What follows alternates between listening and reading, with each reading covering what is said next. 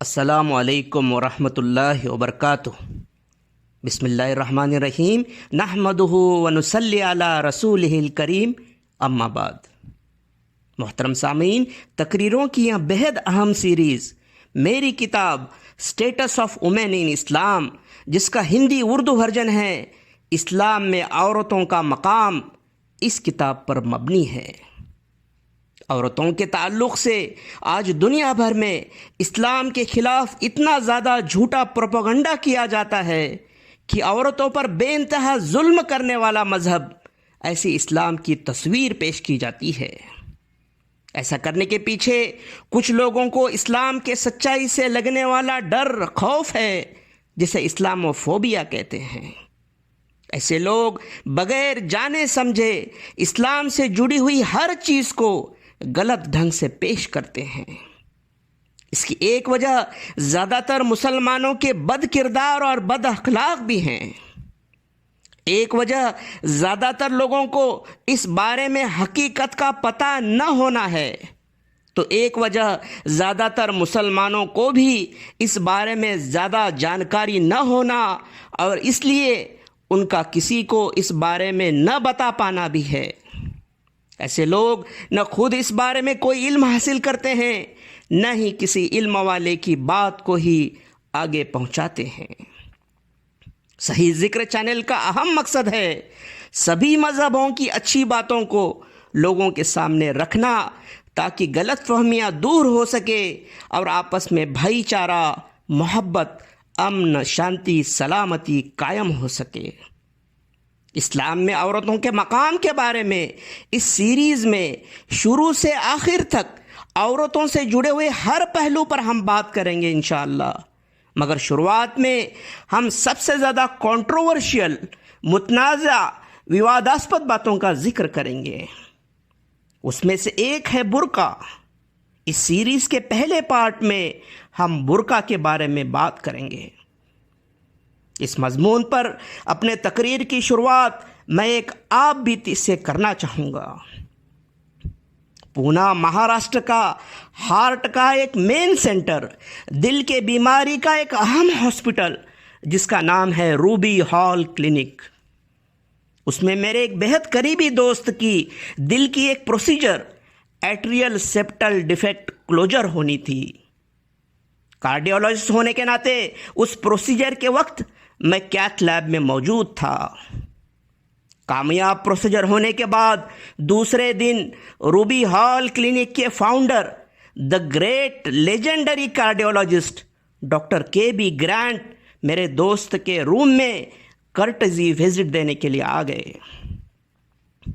مجھ سے مل کر کہنے لگے، آپ جیسے ٹیلنٹ کی تو انڈیا میں ضرورت ہے، مگر آپ ہو کہ ایسے ملک میں جاب کرنے کے لیے گئے ہو جو ظالم ہے، جہاں عورتوں پر بہت ظلم ہوتا ہے۔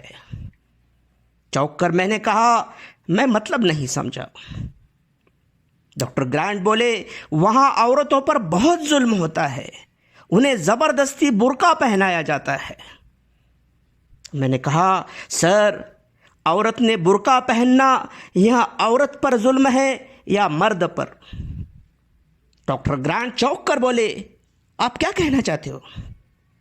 میں نے کہا، سر، ایک عورت جب ہمارے سامنے برقع پہن کر آتی ہے تو وہ آپ کو بھی دیکھ سکتی ہے اور مجھے بھی دیکھ سکتی ہے، کیونکہ اس کی آنکھیں تو کھلی ہوتی ہیں، مگر نہ آپ اسے دیکھ سکتے ہو اور نہ میں اسے دیکھ سکتا ہوں، کیونکہ اس کا چہرہ تو ڈھکا ہوتا ہے۔ تو پھر آپ ہی بتاؤ کہ ظلم اس عورت پر ہوا کہ مجھ پر اور آپ پر؟ اتنا سننا تھا کہ کمرہ ہنسی کے ٹھاکوں سے گونج اٹھا۔ ڈاکٹر گرانٹ کے ساتھ آئی کئی لیڈیز ڈاکٹرز اور سٹاف ہنس ہنس کر لوٹ پوٹ ہو گئی۔ کچھ کی ہنسی تو اتنی بے قابو ہو گئی کہ وہ کمرہ چھوڑ کر ہنستے ہوئے دور تک بھاگ کھڑی ہوئی۔ بے تحاشا ہنسنے کے بعد ڈاکٹر گرانٹ بولے، مین، یو آر جینیس۔ ایسا نہ میں نے پہلے کبھی سوچا تھا، نہ ہی آج تک کسی نے کبھی ایسا بتایا۔ پھر میں نے ڈاکٹر گرانٹ کو برقع کی اصل وجہ، اس کے بارے میں قرآن حدیث کے حکم بتائے، جسے سن کر ڈاکٹر گرانٹ بولے، سب سے پہلے تو سوری، اب مجھے یقین ہوا کہ برقع سچ مچ کتنی مہان چیز ہے، اور میں آپ سے وعدہ کرتا ہوں کہ اس کے آگے میں سب کے سامنے برقع کی اچھائیاں بیان کروں گا۔ محترم سامعین، کیا آپ بھی مانتے ہو کہ برقع عورت پر ظلم ہے؟ اگر ہاں تو اس تقریر کو آخر تک غور سے سنیں تاکہ حقیقت آپ کے سمجھ میں آ جائے۔ برقع کو عورت پر ظلم بتا کر شور مچانے والے لوگوں میں سے زیادہ تر وہ لوگ ہیں جنہوں نے فریڈم فار وومن کے کھوکھلے نعروں کے پیچھے چھپ کر عورتوں کا ایکسپلائٹیشن، شوشن، استحصال کیا ہے۔ یہ لوگ عورتوں کو بکینی کلچر ارتھات ادننگا اس لیے رکھنا چاہتے ہیں تاکہ فرینکنس کے نام پر وہ انہیں آسانی سے اکسا سکے، ایکسائٹ کر سکے اور اپنے بستر کی زینت بنا سکے۔ اور ایسا کسی ایک عورت کے ساتھ نہیں بلکہ کئی عورتوں کے ساتھ، عیاشی ہر لمحے بغیر کسی ذمہ داری کے۔ یہ لوگ لیونگ ریلیشن شپ کے نام پر بدکاری کو بھی خوبصورت نام دیتے ہیں، خوبصورت طریقے سے پیش کرتے ہیں، اور معصوم عورت کے جسم سے تب تک کھیلتے ہیں جب تک ان کا دل نہ بھر جائے، یا کسی اور کے ساتھ بھی یہی کھیل کھیلتے وقت رنگے ہاتھوں پہلی والی کے سامنے پکڑے نہ جائیں۔ فریڈم کے شوقین ان مکاروں نے عورتوں کو وہ عزت بخشی ہے کہ انہیں مسٹرس، کنکوبائن یعنی رخیل، ویشا بنا کر چھوڑا ہے۔ ان کے بے شرمی کی انتہا یہ ہے کہ سویپنگ وائیوز یعنی بیویوں کی ادلا بدلی کرنا ان کے یہاں ایک عام رواج ہے۔ یورپ، امریکہ اور دیگر ایسے ملکوں میں کئی سروے کیے گئے جن کی رپورٹوں کے مطابق اسکول، ہائی اسکول کی کم عمر لڑکیاں جن کی عمر محض 9-10 سال کی ہو، ان کے پریگننٹ ہونے اور ابارشن کرانے کے بہت زیادہ معاملے سامنے آ گئے۔ اس کے پیچھے فریڈم کا راگ الاپنے والے انہی عیاش مکاروں کا ہاتھ تھا۔ یہی وہ ظالم ہیں جو بڑھ چڑھ کر برقع کی مخالفت اس لیے کرتے ہیں کہ انہیں ڈر ہے کہ کہیں سبھی عورتیں اسلامی تہذیب کو اپنا کر ان کے چنگول سے سچ مچ کی آزاد نہ ہو جائے، جس کے چلتے فریڈم فار وومن کے نام سے انہوں نے کھولے ہوئے عیاشی کے اڈے کہیں بند نہ ہو جائیں۔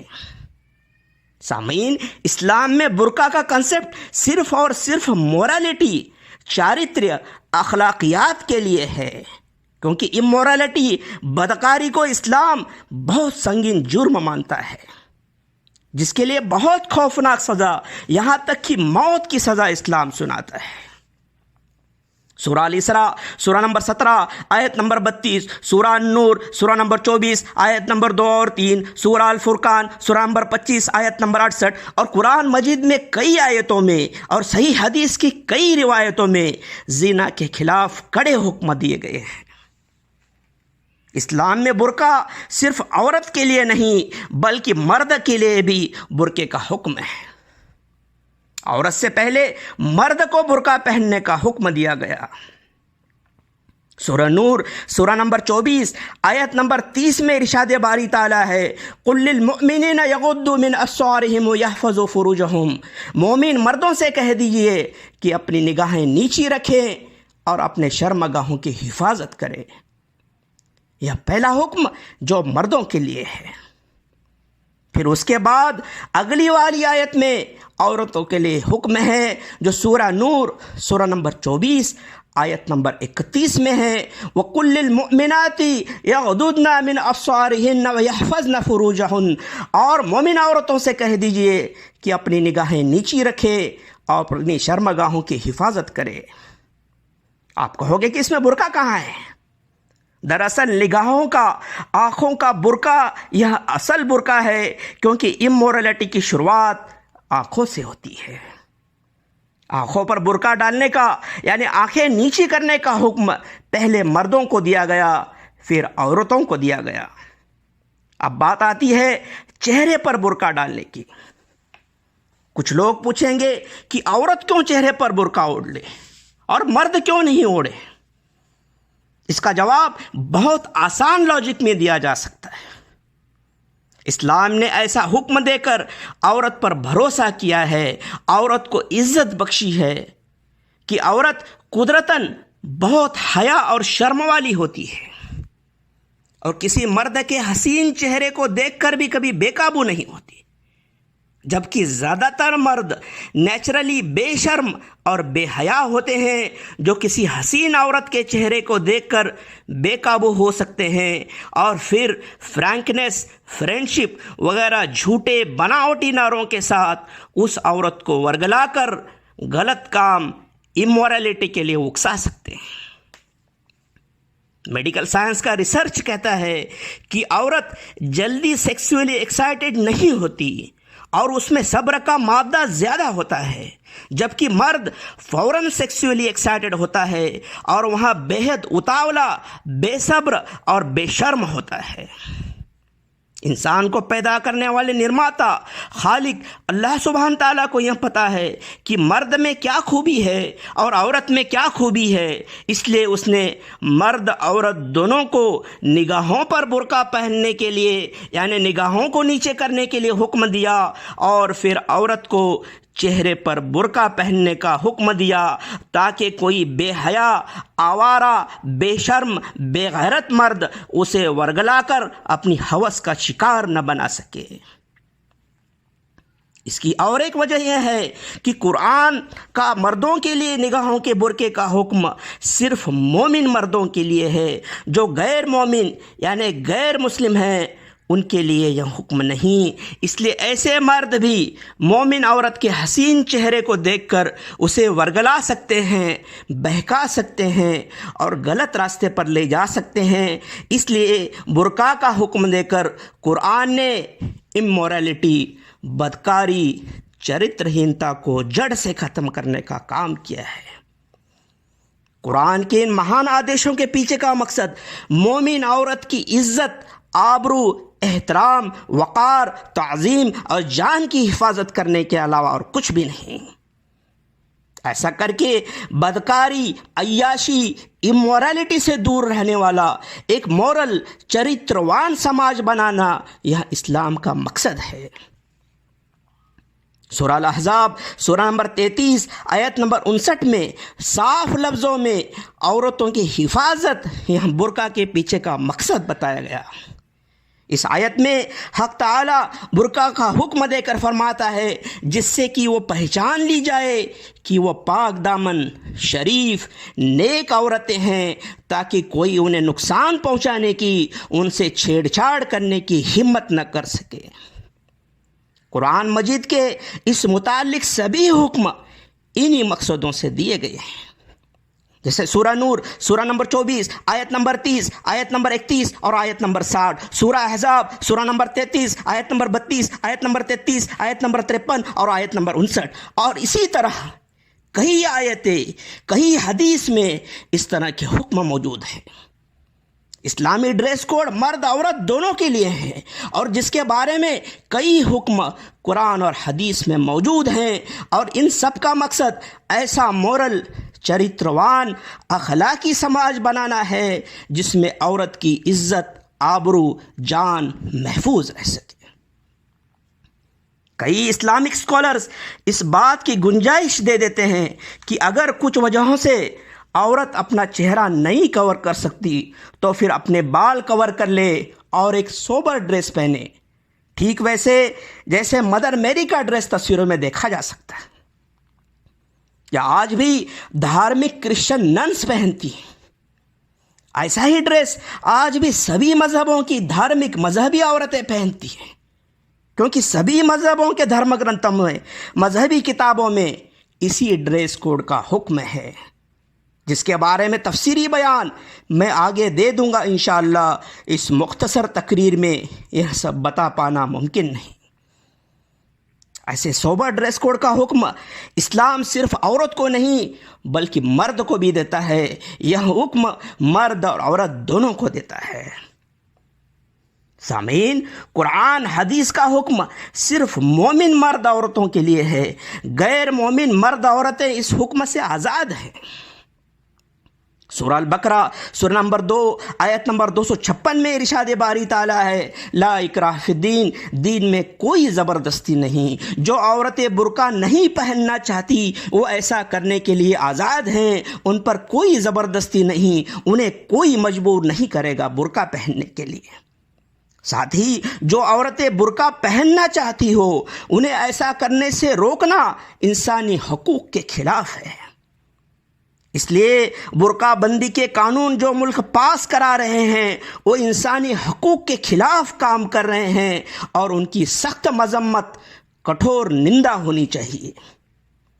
برقع مومن عورت کا ہتھیار ہے جو اس کی حفاظت کرتا ہے۔